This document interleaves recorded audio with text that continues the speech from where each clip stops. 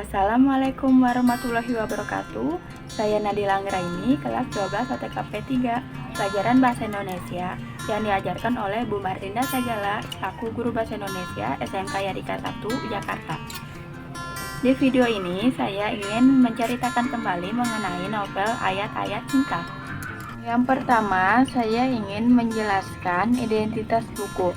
Judul buku Ayat-Ayat Cinta, penulis Habibur Rahman El-Shirazi, penerbit Republika, tahun terbit 2004, tebal halaman 419 halaman, ukuran buku 20,5 cm kali 13,5 cm, bahasa Indonesia, genre religi roman, ISBN 979 3604 026. Yang kedua, saya akan menceritakan kembali novel Ayat-Ayat Cinta. Kisah berawal dari seorang mahasiswa bernama Fahri bin Abdullah Siddiq. Ia adalah seorang mahasiswa Universitas Al-Azhar Mesir. Di Mesir, Fahri tinggal bersama keempat temannya yang berasal dari Indonesia. Mereka tinggal di sebuah apartemen yang sangat sederhana. Mereka mempunyai tetangga yang sangat baik dan akrab dengan mereka, yaitu Tuan Botrus. Tuan Botrus mempunyai istri bernama Madam Nahed dan mempunyai seorang anak bernama Yusuf dan Maria. Keluarga Tuan Botrus adalah keluarga Kristen Koptik yang sangat taat. Putri sulung mereka yang bernama Maria, ia gadis yang unik. Ia seorang Kristen Koptik, namun ia suka baca Al-Quran. Bahkan, ia hafal beberapa ayat Al-Quran, diantaranya surat Maryam. Sebuah surat yang membuat dirinya merasa bangga. Pertemuan berawal ketika Fahri pergi ke Subrah El Kaimah untuk talaki pada Syekh Utsman Abdul Fattah. Ia pergi ke sana menaiki metro, dan disitulah awal Fahri bertemu dengan wanita bercadar yang bernama Aisyah. Aisyah bukanlah orang Mesir, melainkan gadis asal Jerman yang sedang studi di Mesir. Selain mempunyai tetangga yang baik, Fahri juga mempunyai tetangga yang sangat galak dan kasar. Kepala keluarga itu bernama Bahadur. Bahadur mempunyai istri bernama Madam Saimah dan putri bungsunya Naura. Bahadur selalu bersikap kasar terhadap Naura. Malam itu, Fahri ingin menolong Naura yang sedang jadi bulan-bulanan Bahadur. Tapi Fahri tidak bisa menolongnya, lalu ia meminta tolong kepada Maria. Akhirnya Maria mau menolong Naura. Fahri berempati penuh dengan Naura dan ingin menolongnya. Sayang, hanya empati saja, tidak lebih. Nurul adalah seorang anak kiai yang terkenal yang juga mencari ilmu di Al-Azhar.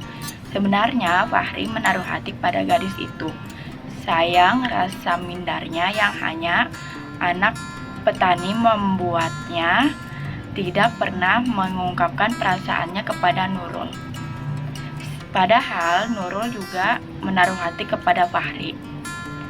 Tapi Nurul juga tidak pernah mengungkapkan perasaannya kepada Fahri. Muncullah Aisyah, si mata indah yang menyihir Fahri sejak kejadian di metro. Saat Fahri membela Islam dari tuduhan kolot dan kaku, Aisyah jatuh cinta pada Fahri. Dan Fahri juga tidak bisa membohongi hatinya. Mereka berdua menikah, dijodohkan oleh pamannya Aisyah. Mereka hidup bahagia. Beberapa bulan kemudian, Aisyah dinyatakan mengandung. Fahri mendapat kabar kalau Maria sedang koma. Belum sempat menjenguk Maria, malapetaka menghampiri keluarga mereka. Naura menuduh Fahri yang tidak sewajarnya. Semua orang tahu bahwa itu hanya fitnah. Fahri diseret dan dimasukkan ke penjara. Kuncinya semua ini adalah Maria yang sedang koma. Dia mengetahui bagaimana kejadian yang sebenarnya. Keluarga Botrus mendatangi Fahri di penjara. Mereka berniat mengunjungi Fahri dan juga ingin meminta bantuan kepada Fahri untuk menyadarkan Maria dari komanya. Dengan merekam suara Fahri dan nantinya akan didengarkan ke Maria. Kata dokter, hanya orang yang dicintai Maria yang dapat menyembuhkannya.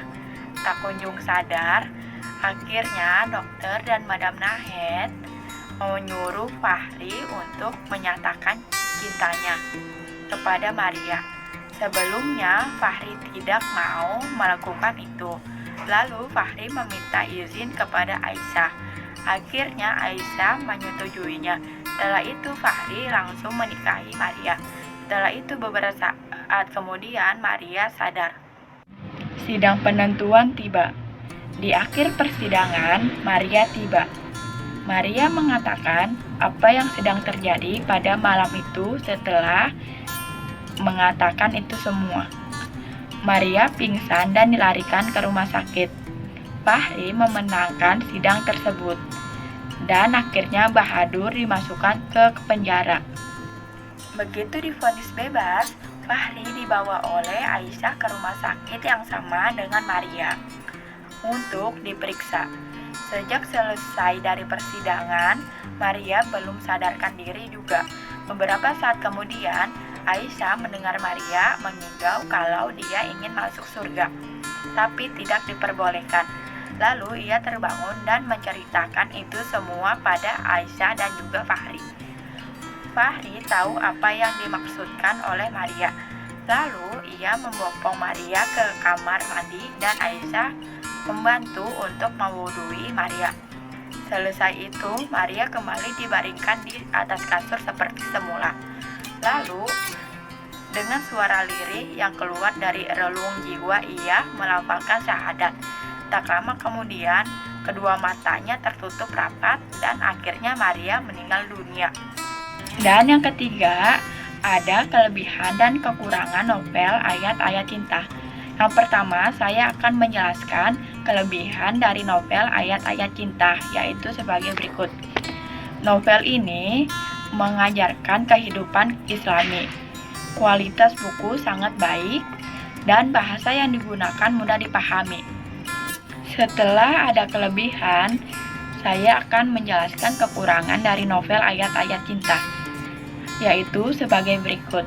Novel ini tidak terdapat daftar isi, kesalahan penggunaan tanda baca, dan bahasa yang digunakan terlalu vulgar dalam kehidupan Islam. Dan yang terakhir ada kesimpulan. Kesimpulan dari novel Ayat-Ayat Cinta yaitu sebagai berikut. Berisi kualitas keseluruhan isi buku. Novel ini tidak saja menceritakan kehidupan percintaan seperti novel-novel tentang cinta yang lain, tapi novel ini mengenalkan bagaimana percintaan menurut Islam yang sebenar-benarnya. Novel ini memang sangat bagus. Isi ceritanya tidak hanya menggambarkan kehidupan seseorang yang sangat sederhana, tetapi juga mengajarkan kepada kita betapa pentingnya hidup di jalan Allah. Hidup hanya benar-benar untuk Allah Subhanahu wa Ta'ala. Seperti yang sudah saya katakan tadi, mengajarkan kita betapa susahnya perjuangan seseorang mencari ilmu di negeri orang. Sekian video dari saya mengenai resensi novel tentang Ayat-Ayat Cinta, dan terima kasih.